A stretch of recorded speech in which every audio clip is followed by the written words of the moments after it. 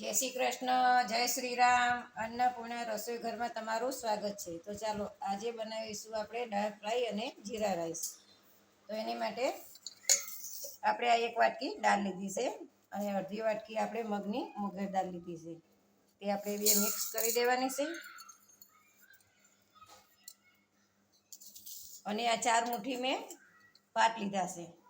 એના આપણે જીરા રાઈસ બનાવીશું. તો આપણે દાળ અને ચોખા પહેલાં 2-3 પાણી સરખા ધોઈ લઈશું. ચાલો આપણે દાળ અને ચોખા ધોઈ દીધા છે. તો ધોઈ અને આપણે આ 15 મિનિટ જેવું આપણે રાખવાનું છે. આ રીતે પલાળવાના છે. પછી આપણે બનાવવાના છે.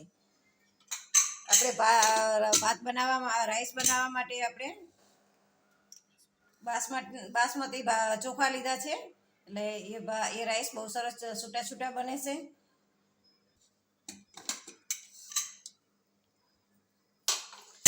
ચાલો આપણે દાળ પલાળી 15 મિનિટ જેવું થઈ ગયું છે. હવે આપણે દાળમાંથી આ પાણી કાઢી લઈશું અને પછી આપણે બાફા મૂકીશું. આપણે 1.5 વાટકી જેટલી દાળ હતી એ પલાળીને ધોઈને આપણે લઈ લીધી છે. 15 મિનિટ જેવું આપણે પલાળી હતી. હવે આપણે આમાં પાણી નાખીશું. તો આપણે પાણી 2 ગ્લાસ જેટલું નાખીશું.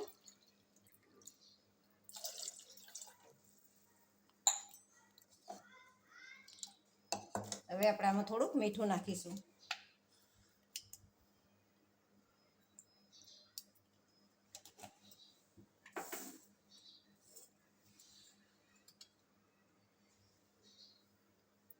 અડધી ચમચી આપણે હળદર નાખીશું.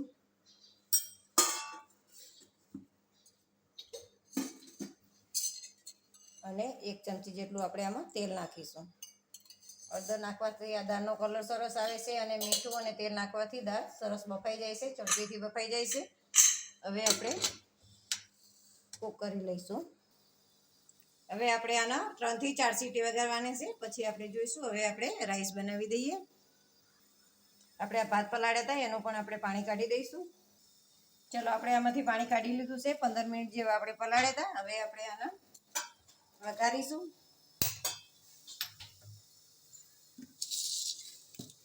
આમાં આપણે 2 ચમચી જેટલું ઘી નાખીશું.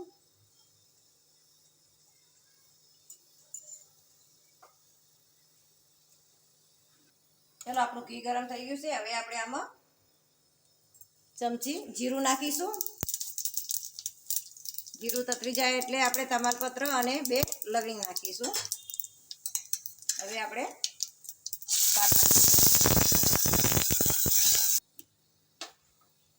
ભાત આપણે વઘારી દીધા છે. હવે આપણે આમે મીઠું નાખીશું.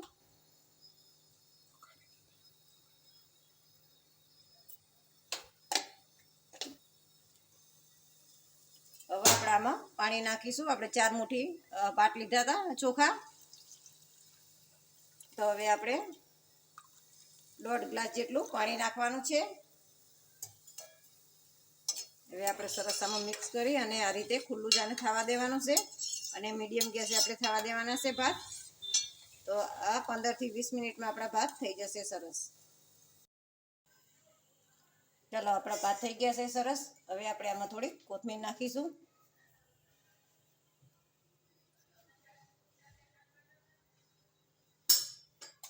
અને આપણે થોડુંક આને હલાવી દઈશું. એટલે જો કેવા સરસ છૂટા બની ગયા છે ભાત આપણા.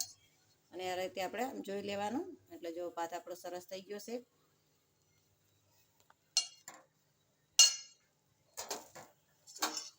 જો એકદમ છૂટા છૂટા થઈ ગયા છે ભાત.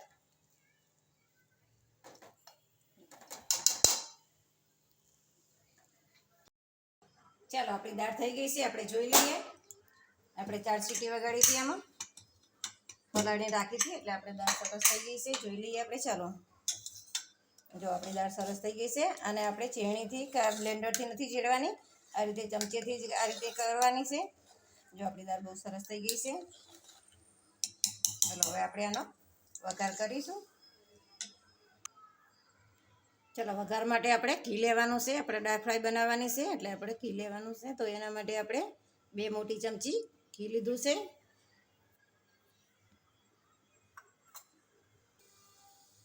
ચાલો આપણું તેલ ગરમ થઈ ગયું, ઘી ગરમ થઈ ગયું છે. તો આપણે ગેસ ધીમો કરી દઈશું. અને આપણે આમાં 1 ચમચી જીરું નાખીશું. પડી ગયું છે તો હવે આપણે એમાં તજ, લવિંગ અને તમાલપત્ર નાખીશું.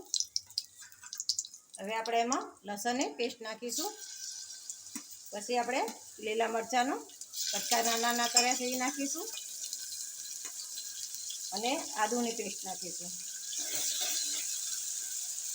હવે આપણે આને સાતરી દેવાનું છે. લસણની કચાશ જતી રહે ત્યાં સુધી આપણે સાતરવાનું છે આને.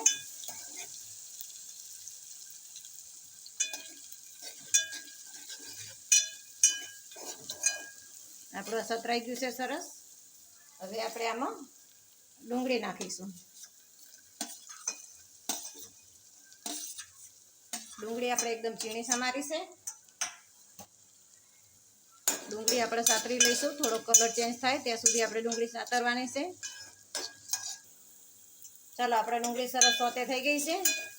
હવે આપણે આમાં ટમેટા નાખીશું. ટમેટા આપણે પીગળી જાય ત્યાં સુધી સોતે કરવાના છે.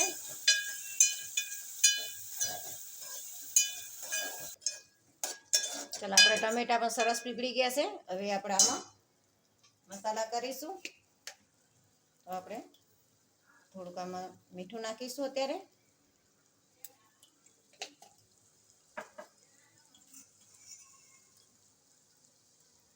આપણે હળદર પહેલાં નાખી છે એટલે આપણે થોડીક હળદર નાખવાની છે એમાં. 1 ચમચી ધાણા જીરું નાખીશું અને 1 ચમચી આપણે લાલ મરચું નાખીશું. હવે આપણે આને હળવું મિક્સ કરી દઈશું. હવે આપણે ગરમ મસાલો નાખીશું. હવે આપણે આને હળવું મિક્સ કરી દઈશું. થોડીક વાર મસાલો આપણે ચડવા દઈશું. આપણો મસાલો પણ સરસ પડી ગયો છે. જો તેલ છૂટું પડવા માંડ્યું છે સરસ. હવે આપણે દાળ જોઈ લઈએ. દાળ આપણે થોડીક જાડી છે તો આપણે થોડું પાણીની જરૂર છે. તો આપણે પાણી નાખીશું. આપણે અડધા ગ્લાસ જેટલું પાણી નાખ્યું છે. હજી પણ આપણે જરૂર પડે તો થોડુંક પછી નાખીશું, કારણ કે આ દાળ ઘટ હોય છે.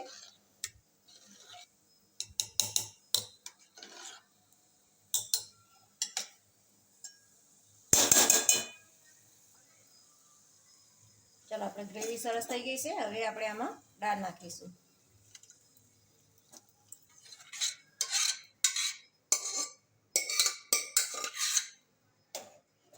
સરખું મિક્સ કરી દઈશું. આપણે હજી પાણીની જરૂર છે દાળમાં.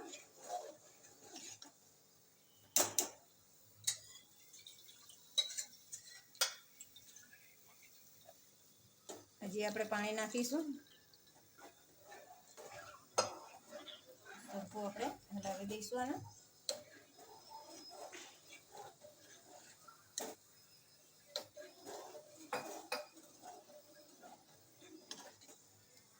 આપણે પાણીની આમાં 1 થી 1.5 ગ્લાસનો જરૂર પડી છે. આપણે સરસ દાળ થઈ ગઈ છે.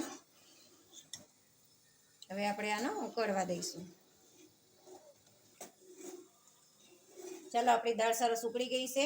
હવે આપણે ગેસ બંધ કરી દઈશું અને કોથમીર નાખી દઈશું.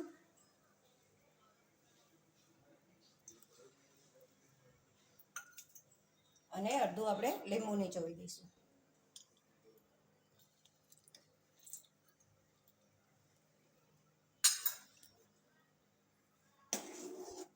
હવે આની ઉપર આપણે તડકો કરવાનો છે.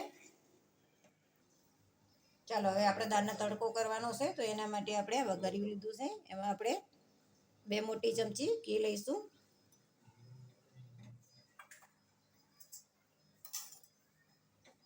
ચાલો, આપણું ઘી ગરમ થઈ ગયું છે તો આપણે 1 ચમચી જીરું નાખીશું. જીરું તતરી ગયું છે. હવે આપણે 2 લવિંગ નાખીશું. તજનો કટકો નાખીશું. 2 લાલ સૂકા મરચાં નાખીશું અને તમાલપત્ર નાખીશું. હવે આપણે સરસ કકડી ગયું છે બધું. તો હવે આપણે ગેસ બંધ કરી દઈશું. ગેસ બંધ કર્યા પછી જ આપણે લાલ મરચું નાખવાનું છે. આપણે તડકા માટે લાલ મરચું નાખીશું. જો ગેસ ચાલુ હશે લાલ મરચું નાખશો તો મરચું દાજી જશે. તો આપણે 1.5 ચમચી જેટલું લાલ મરચું નાખ્યું છે. હવે આપણે આને સરસ હલાવી દઈશું. બધું મિક્સ થઈ ગયું છે આપણે.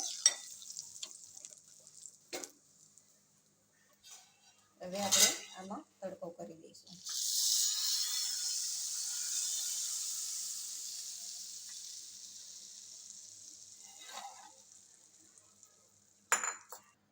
ચાલો આપણી દાળ તડકા તૈયાર થઈ ગઈ છે. ચાલો આપણો જીરા રાઈસ અને દાળ ફ્રાય તૈયાર છે. તો તમને દાળ ફ્રાય અને જીરા રાઈસનો આ વિડીયો ગમ્યો હોય તો તમે ઘરે બનાવજો અને કોમેન્ટમાં અમને કહેજો. અને અમારી ચેનલને લાઈક કરો, શેર કરો અને સબસ્ક્રાઈબ કરો.